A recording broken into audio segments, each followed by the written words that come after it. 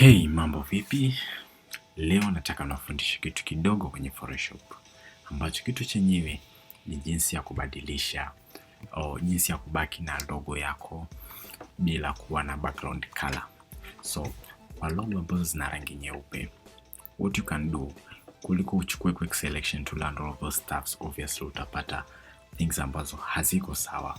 What you can do ni kuplay na vitu vinavyoitwa blending modes au blending options, ambao ukija hapo sehemu ulipoandikaga normal kwenye layers zako, you can click it and go direct.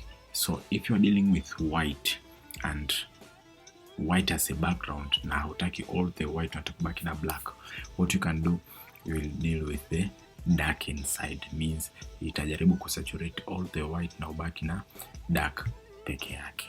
Umeona hapo utakuwa umepata logo yako vizuri. Vitu ambavyo vitakuwa vimezidi, then that's not a problem, you can remove them by any means unayofahamu. Kwa mfano magic eraser tool, you can use it and delete those part.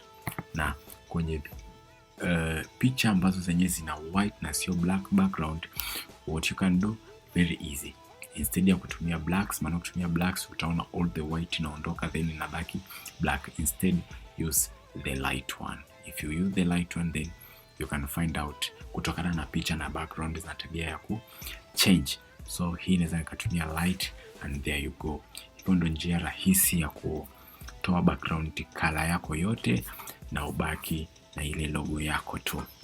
That was easy, sio? Yeah. Kuwa na siku njema, tutaona na siku nyingine. Bye.